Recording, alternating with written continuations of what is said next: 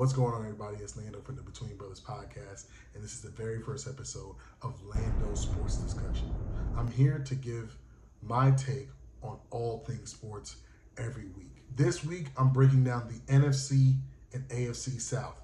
Each team, I will give you my grade on how each of their units are, their win-loss record from last year, their over-under according to Bet365. We're not sponsored by them. That's just who I use for my gambling apps. And will they go over? Will they go under? Let's go ahead and get started.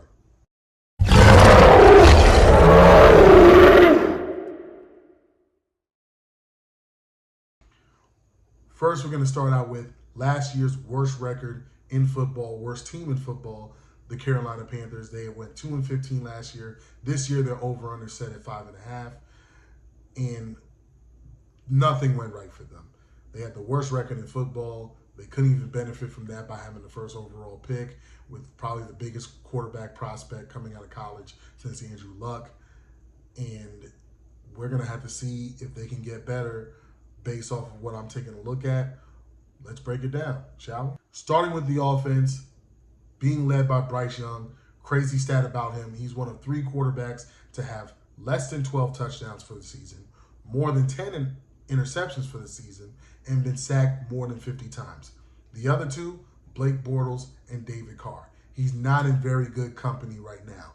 But Carolina did bolster their offensive line by getting Robert Hunter and Taylor Morton. That right side is going to be pretty solidified if they can gel together.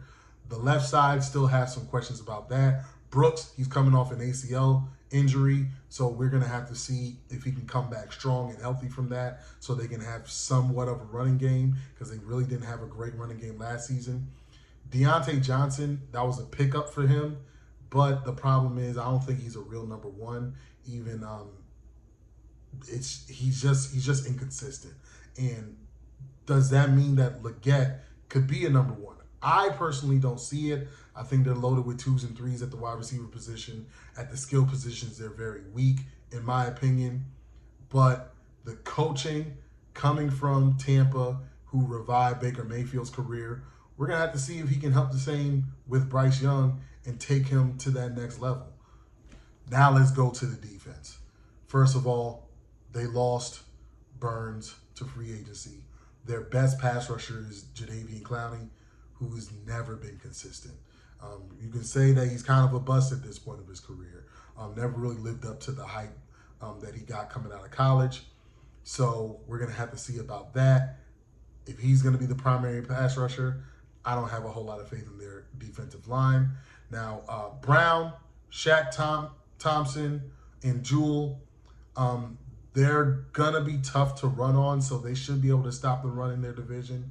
And J.C. Horn, as well as Xavier Woods. If J.C. Horn can come back healthy, Xavier Woods being there, they're really good players that can help the defensive back group. I think it's the strongest unit on their team. Carolina's weak schedule, and they're in a weak division. Their new head coach did help Baker Mayfield revive his career. Bryce is going to be coached by a better coach than Frank Reich. He's an abysmal coach, in my opinion. The offensive line is better. Wide receiver is better. Teams also usually don't be in the position to pick first overall 3 years in a row.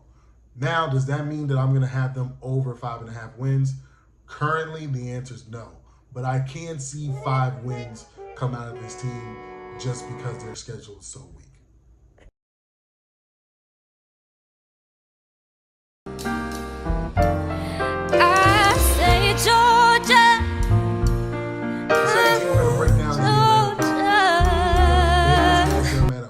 Under of 9.5 wins. They went 7-10 last year.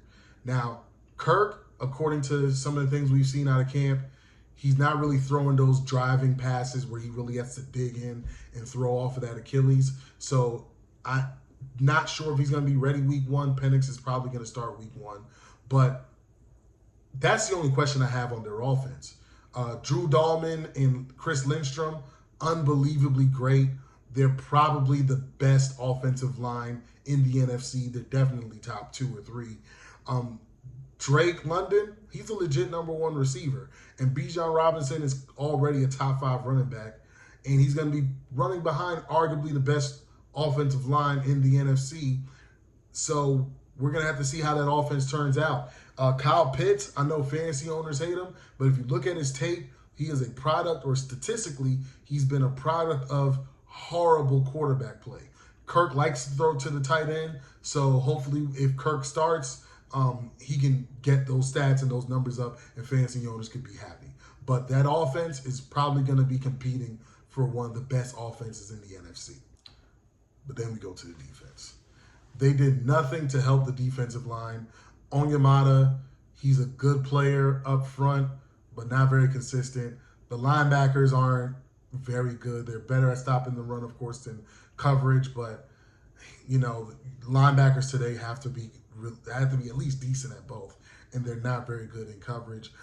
Bates the third is a great safety, but AJ Terrell, he's been declining over the last couple years. So the defensive backs, I have some questions with them. There's nothing on the defense that makes me believe that they can be a really good defense. But, coaching, something that we're not sure of because they have new coaching, it could make them a lot better. So we're going to have to see over the course of the season.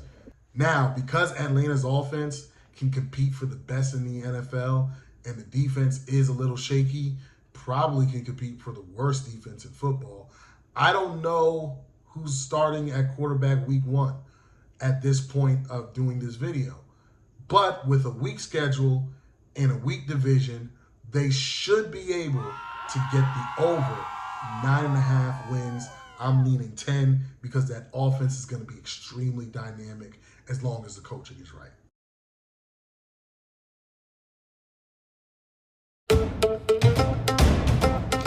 Now we go to Tampa. In Baker, I'll never trust. Anybody who knows me or has listened to the podcast has heard me call him mediocre Mayfield. I don't think he's a very good quarterback at the NFL level. Also, with a new offensive coordinator who's really mostly a college guy, I'm not sure if that's going to be good for him in itself. Worse, the transition from right tackle to left tackle, and he didn't miss a step, but the rest of the offensive line, there's some questions and there's a drop-off in talent there. The wide receiver core, they're still very good.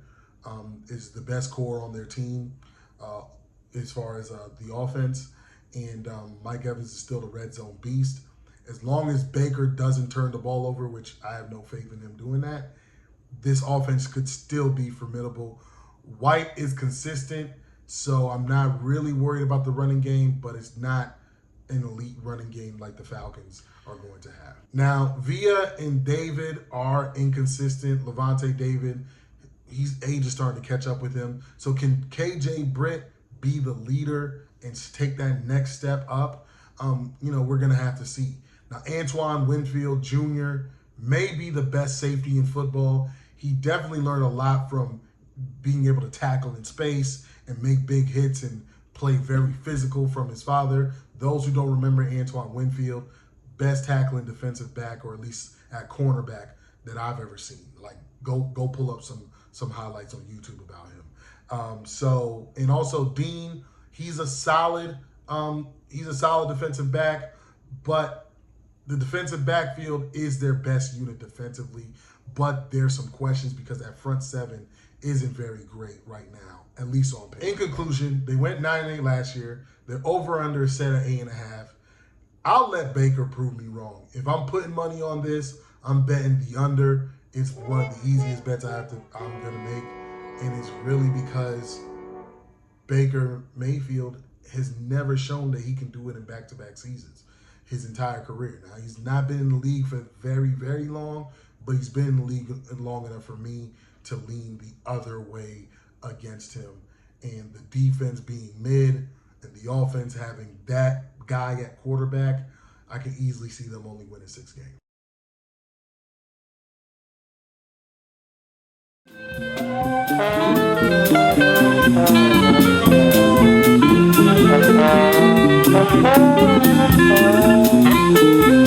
Now, should have won 11 games. Bad coaching cost them a couple games. Their over-under is set at 7.5. So can they get over that? Let's go ahead and break it down. Derek Carr, worst red zone quarterback in history, according to the numbers. He's not very good at scoring touchdowns in the red zone, and that has nothing to do with Dennis Allen, but I do believe that Dennis Allen is one of the 5 worst coaches in football. And according to his numbers against the spread, he's the worst coach to ever do it out of 166 coaches. So, yeah, very, very abysmal. Their offensive line is probably the worst offensive line on paper. And because of Alvin Kamara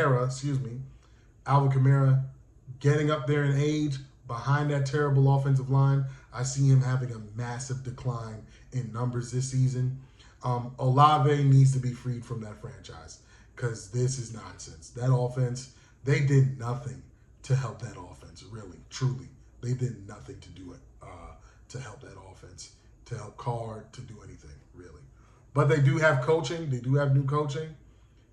Derek Carr's never done well with learning a new offense. So, yeah, that offense is going to be bad. Now we go to the defense. It's not much better. It's not much better.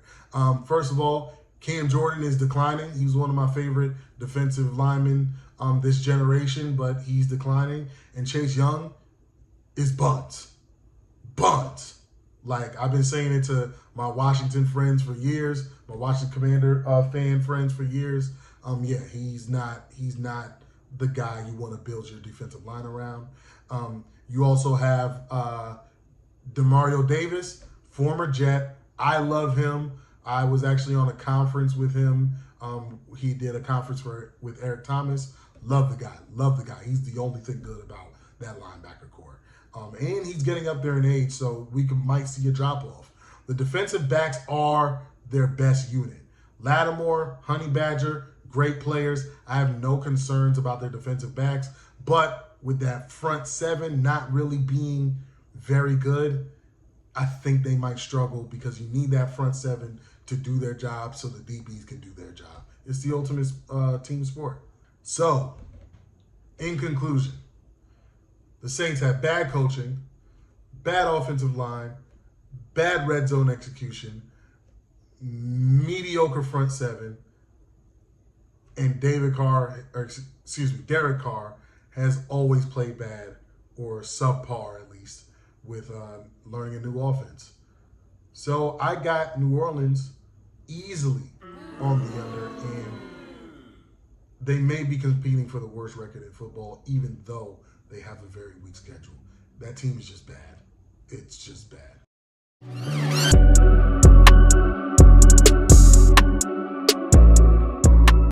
Now we're moving to the AFC South.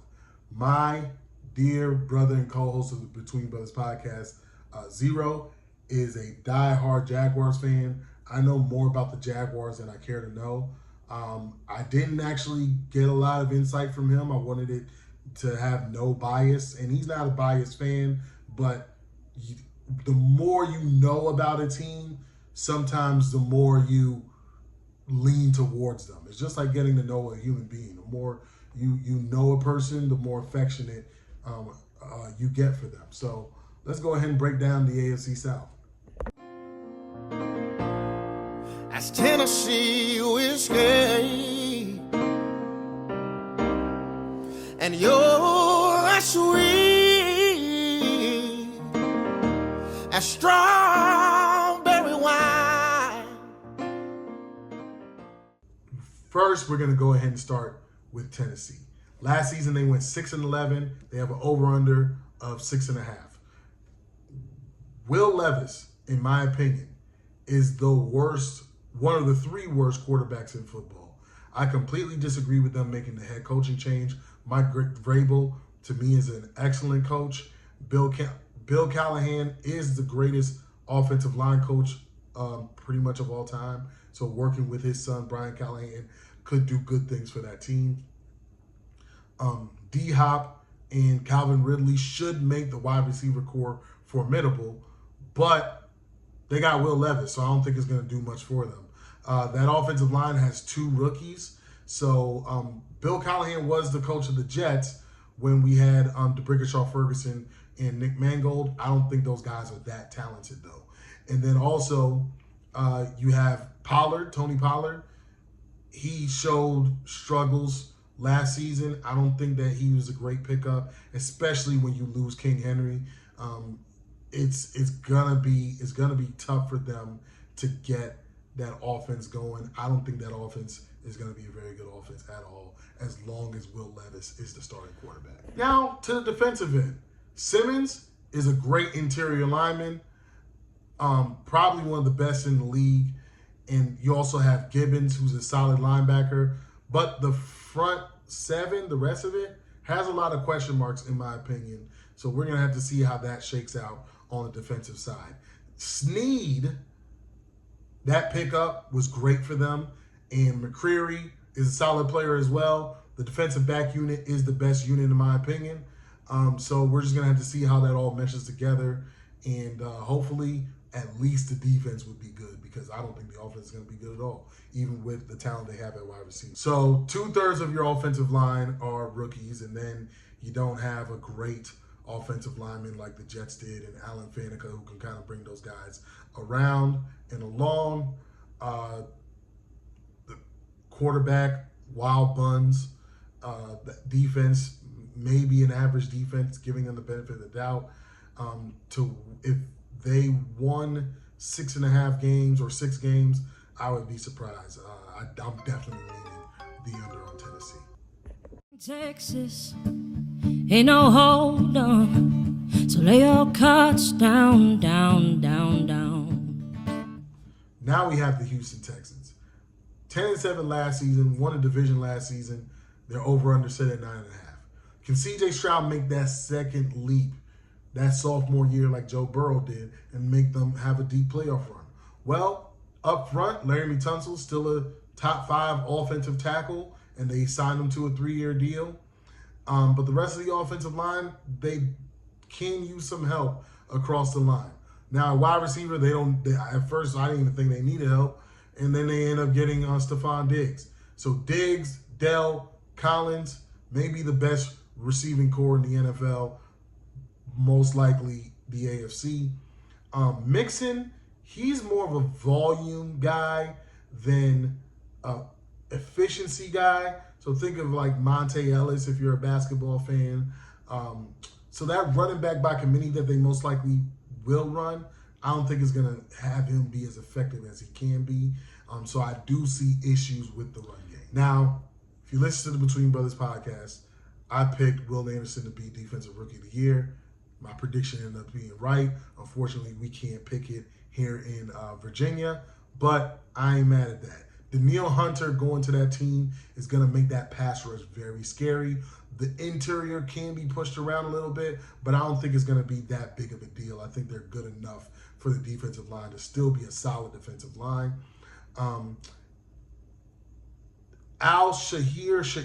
Shair, I'm not sure if I'm saying his name right. He played great under D'Amico Ryans when he was with San Francisco. Let's see if he can step up when he goes into a full-time role, because he was a backup behind, Fred Warner and the boys when he was in San Francisco. Also, you have Harris, who's really good in coverage, really versatile at the linebacker position. And you also have Stingley Jr., who to me is a top 5, top 7 cornerback. The rest of the defensive backs, I do have questions about. I think their defensive backfield is its worst unit. So we're going to have to see how that breaks down over the course of the season. So, can Houston repeat as the division winner? In my opinion, no. It has very little to do with the talent. It's because last season they played a last place schedule, and this season they're playing a first place schedule. And we haven't seen teams that go from worst to first exceed expectations when they have that first place schedule. It's not something that happens very often. So we're going to have to see how that plays out. But I don't have them winning over 9.5. I have them right at 9. So it should be a solid season for them.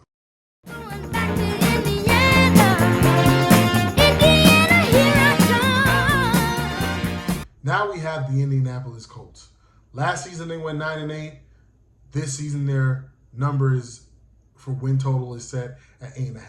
Now, if Anthony Richardson can stay healthy, and I know that's a huge question mark, but if he can stay healthy, I absolutely love this team. They have the best offensive line in the AFC, in my opinion. Michael Pittman Jr. is a solid number one receiver as a number one option, and that's not even it. Jonathan Taylor is back, and I think that he's going to have a great year. I think he's going to be competing for that rushing title once again this season if he can stay healthy. Behind that offensive line that's so dominant up front, and there's a reason why they probably won 9 games last year when they probably should have been at the bottom of the division. That coaching is fantastic, and they know what they're doing in the front office with the team that they put together. So I don't really have a lot of questions about the offense at all, except Anthony Richardson's health. On defense, with Buckner up front, they're really good. Latu should fit right in and be able to be productive immediately. The linebacker core is kind of mediocre, and Zaire Franklin, he led the NFL in missed tackles. If he can clean that up, then that linebacker core would take a boost. Kenny Moore II is probably the best slot corner in football, but the rest of the defensive backs, they're not really much to write home about. So, but they're good enough. It's a solid unit overall, but it's probably it's tough to say because I don't think any of these teams in the AFC South have great corners or defensive backs as a unit overall. With the coaching being as great as it is, my faith that Anthony Richardson can be that Cam Newton type of talent, that offensive line being great, and my boy Jonathan Taylor putting in work, I see them winning the division. I see them going over that 8.5. As far as exactly how many wins, I'm liking over 8.5 right now.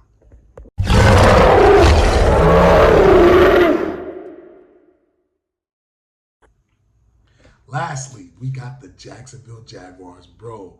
0. I saved your team for last, but I know that I just said I don't got them winning the division. That doesn't mean I might not have them over. Last season, they went 9-8. Over under is set at 8.5 of them.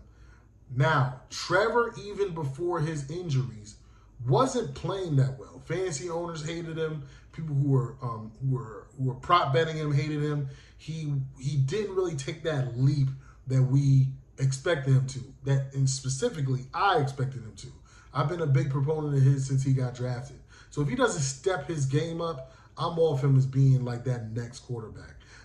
Now, the offensive line, kind of mediocre, actually very mediocre.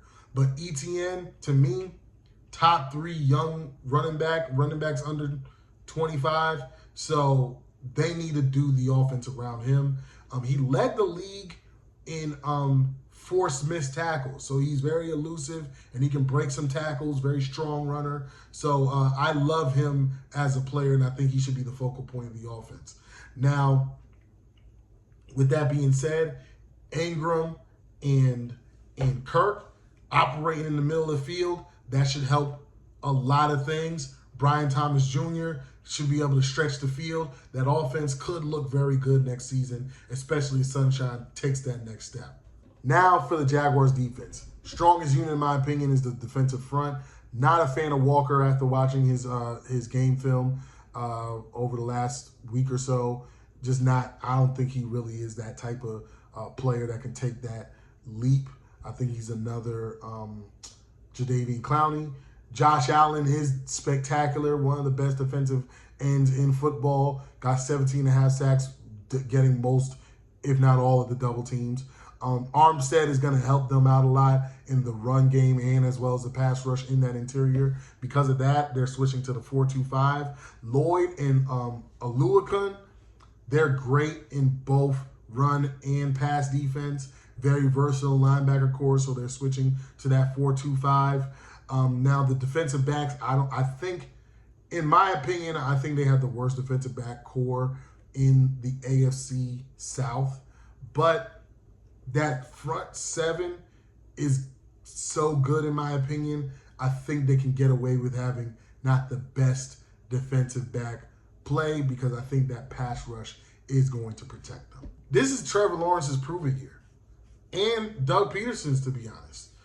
If he can't take Trevor Lawrence to the next level, is he the coach for Trevor Lawrence?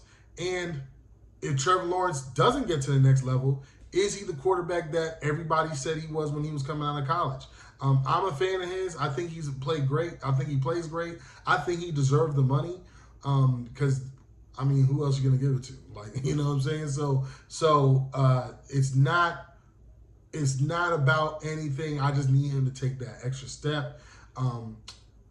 With that being said, I'm leaning over for them being finishing with like a 9-8 record like they did last season, because for some reason they play the Colts very tough, and Houston kind of has their numbers, so that triangle there, because I think Houston doesn't really do great against Indianapolis. So that triangle there is going to be something to watch. And the AFC South is going to be very entertaining this season. So that's what I got for the AFC South. Thank y'all so much for sitting through that with me. I appreciate any feedback you can give me. Please like, please comment, please subscribe. With that being said, the diehard fans of any of the teams that I talked about, look, if you're mad at what I said, let me know. We can hash this out, break it down, because you know your team better than I know your team. So let's go ahead and make that happen. Again, like, comment, subscribe. This has been Lando Sports Discussion. I'll see you next week.